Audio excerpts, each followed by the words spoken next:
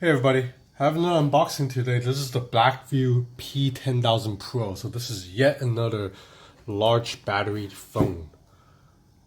So we'll check the specs really quick on the back. This phone has quick charging supposedly, 6-inch display, 1080p, 11,000 milliamp battery. Okay, I don't know why it's called P10000. Why not P11000 then? 13 megapixel camera, MT6763. I mean, I'll check all that. I'm not sure about the camera, so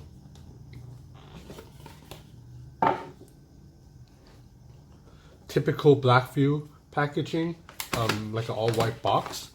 Nice. I like the back again. It's this kind of, I can't tell if this is real leather or not. I'm gonna have to test it, grip it a little bit more. I think it kind of is actually. It feels pretty good.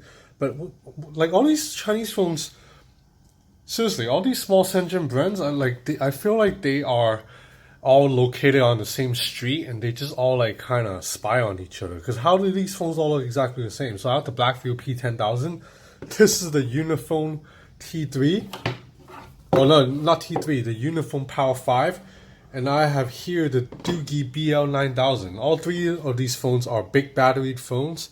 And they all look roughly the same with the same kind of, like the Doogie phone has this really nice leather back too. And so does the Uniphone.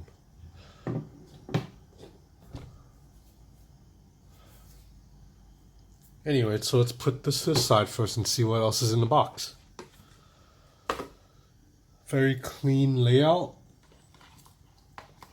So it's easy to unbox a Blackview phone because everything is just right there for you to see. Some other boxes, like, you know, it's like all hidden and I have to open all these flaps. This one's really easy. You have a power brick, a USB-C cable, data transfer cable, earbuds. Oh, headphone jack. This phone has a headphone jack. Wait a minute. Okay, this phone does not have a headphone jack. So, okay, yeah. Earphones with a dongle. How did I miss the dongle? Sorry about that. You have SIM ejector tool, micro USB to USB-C plug. And then you have another case. Papers, screen protector. Let's get to the phone. Get to my favorite part.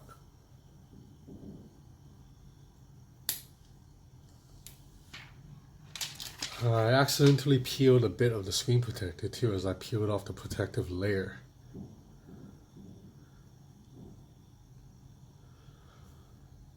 So this is the phone. It feels pretty good in the hand. So I'm gonna set this up and then I'll be back. Hey guys, I'm back. So it's actually been over a month, like a month and 2 weeks since I did that unboxing video. As you guys may know, I went traveling for a little bit and then I had a lot of work. So apologies to Blackview for being so late with this.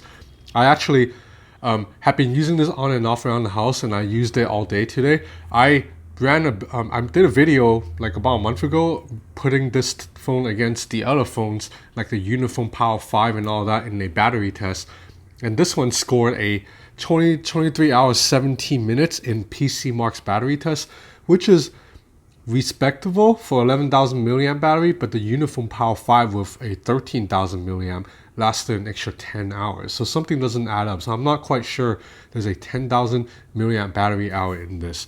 So other than that though, this phone is pretty solid. It's selling for about 250 bucks right now, American dollars on GearBest.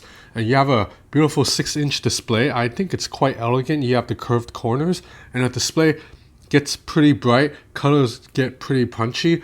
I was outside with this under the sun and I was still able to see the screen. Under the hood, you have a Helio P23 processor, quad core with 4 gigs of RAM. Now 4 gigs is a little bit disappointing.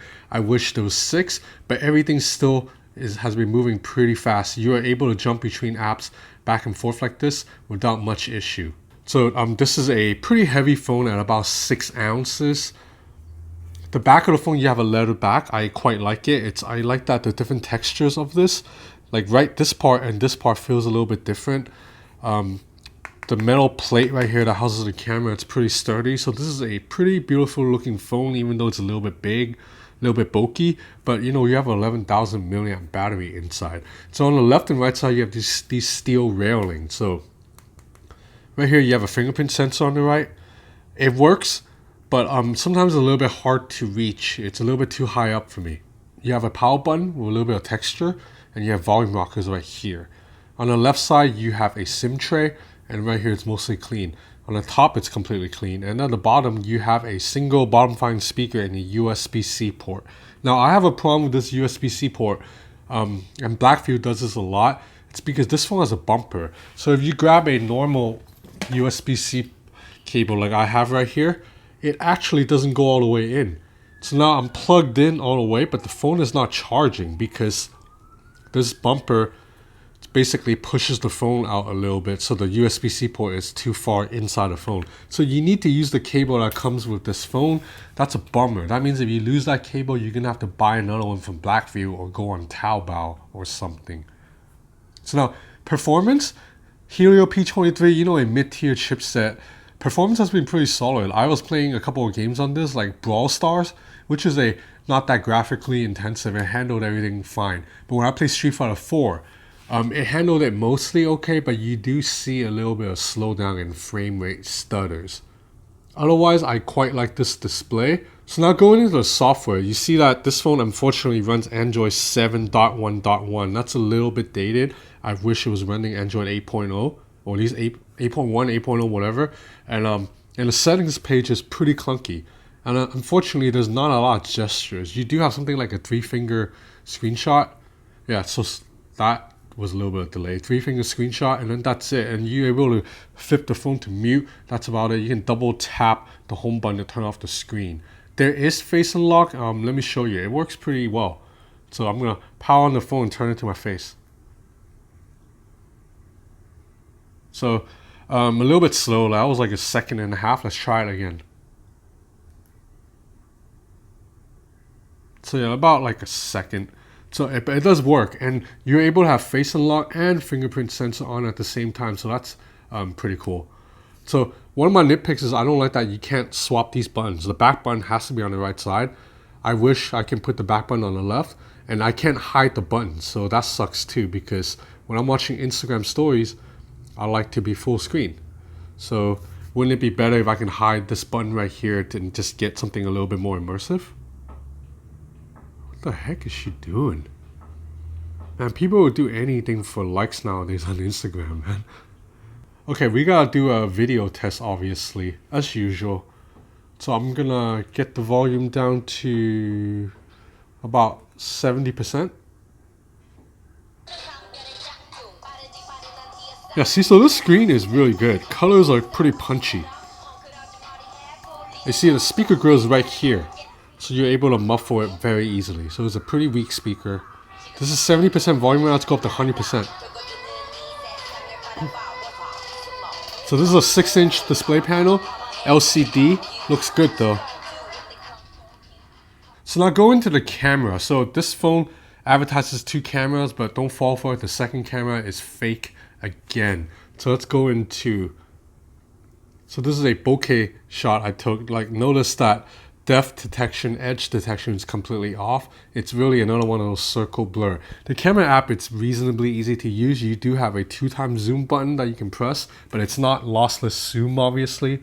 And you're able to swipe left and right to jump between these different modes. In video, you can only shoot up to 1080p. It defaults at 720p actually. So now looking at some photo samples, it's the same story of all these Chinese phones. That means you're taking photos in a day, it's gonna look pretty good. Like this picture of this Maserati right here. I thought it turned out pretty nice, pretty detailed. So when you're shooting in good daylight, photos are usable. But when you're shooting at night, forget about it. It's terrible. And dynamic range is a little bit poor. Like, you see how dark this is because the sky is so bright. So it couldn't find that right balance. So let's check out a video. So this is 1080p, and in 1080p video, it's quite jerky.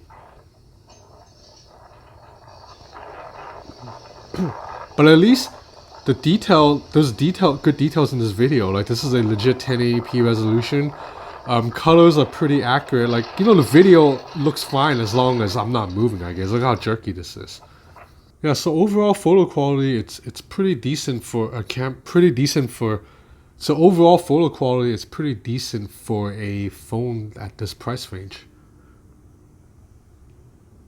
But ultimately, if you're buying this phone, you're buying it for the battery because this is a huge battery phone. And I think this is an area that surprisingly falls short. Like, it has 11,000 milliamp battery inside, but somehow it scored a lot lower than the Uniphone Power 5, which only has supposedly 2,000 milliamp hour more. That phone, I was able to get 32 hours of screen on time running PC mark. This phone, I'm only able to get 23 hours. Now, 23 hours is good. So this phone, under normal usage, will still get you at least like 3 days of battery life. But I think you can do a little bit better at this price range. But if you just get this as a media consumption device, I think you'll be okay. There is no headphone jack though, so do note there is no headphone jack. So you have to use Bluetooth earphones, which worked fine, or just settle with like that poor speaker. So this is the Blackview P10000 Pro. It is on sale right now at GearBest for about $250. I'm gonna be back with more reviews. I have a lot of stuff coming next week. I'm actually going to Thailand this weekend, so I might have a video coming out of Thailand. Thanks for watching.